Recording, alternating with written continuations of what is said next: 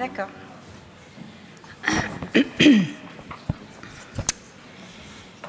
Bien, donc je vais vous présenter la synthèse du rapport numéro 2, avec la classification habituelle, la séance et les intervenants et le contexte.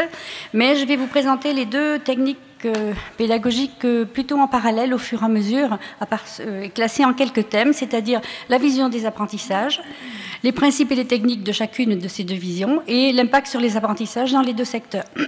Et nous ferons une petite conclusion.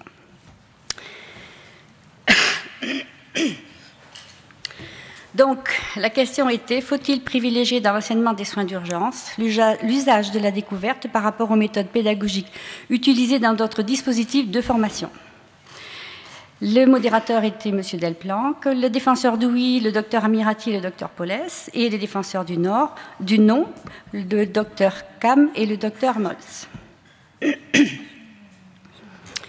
Le contexte. Donc, deux approches pédagogiques dominantes dans l'enseignement des soins d'urgence en ce moment. La méthode de découverte, où l'apprenant est confronté à une situation de problème et qui progresse par tâtonnement et essais-erreurs.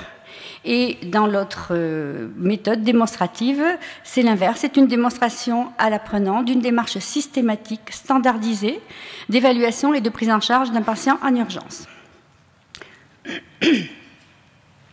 Donc, la vision des apprentissages dans les deux secteurs. Donc, pour la démonstrative, ils mettent en avant l'importance d'une prise en charge standardisée avec un mode opératoire rigoureux et chronologique.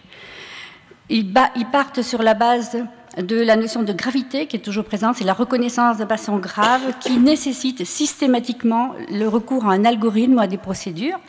Et le leitmotiv, chercher, trouver, traiter. Pour la découverte, c'est tout à fait différent. C'est la notion que la prise en charge de l'urgence est non standardisée pour des raisons suivantes, c'est-à-dire qu'il y a une incertitude permanente dans la prise en charge d'une soin d'urgence qui fait qu'elle n'est jamais toujours pareille, qu'il y a une forte implication émotionnelle et une interaction du groupe.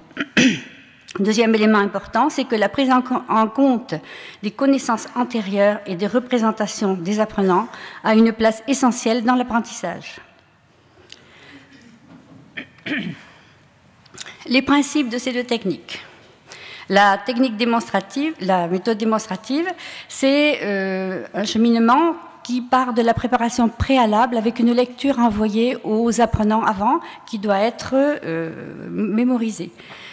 Ce qui est avancé, c'est qu'elle est facile et rapide parce que la procédure qui sert de base est connue de tous, que la pratique est dominante, c'est en permanence des mises en situation, que le groupe est prioritaire sur l'individu et qu'il est solidaire, qui se construit ensemble, et qu'il y a des remises à jour fréquentes avec la même dynamique. Donc c'est une construction guidée du savoir. Pour la découverte, la démarche n'est pas la même, puisqu'on fait bouger les connaissances et les représentations de l'apprenant pour avoir un savoir durable. C'est centré sur l'apprenant et sa démarche de réflexion au sein du groupe, que ça facilite le transfert et l'adaptabilité en contextualisant. Donc c'est une construction autonome du savoir.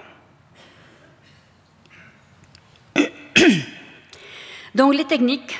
La technique démonstrative est rigoureuse, avec une démonstration par le formateur, parfaite, une démonstration commentée par ce même formateur, ensuite une démonstration par l'apprenant.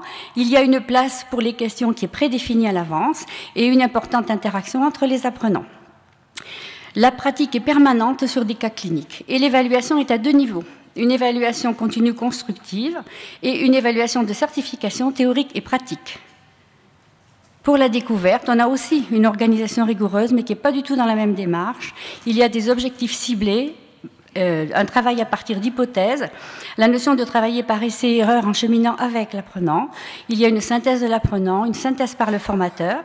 La démonstration pratique est indispensable, certes, mais n'est plus systématique. Elle est à un moment, au moment le plus utile.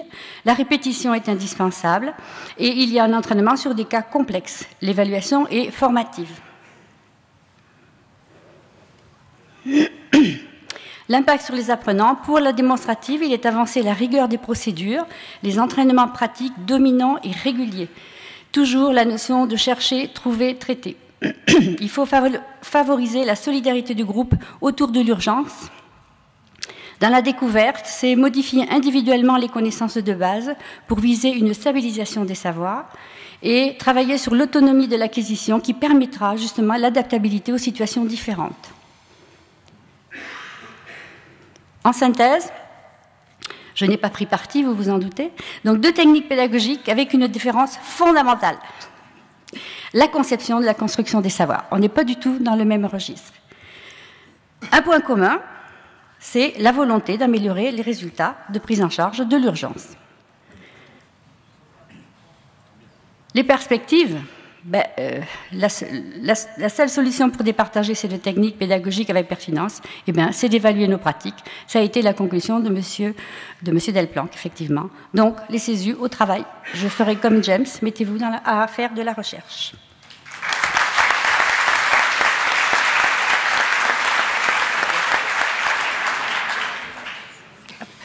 J'ai pas éteint. Vas-y, tu te laisses. Merci.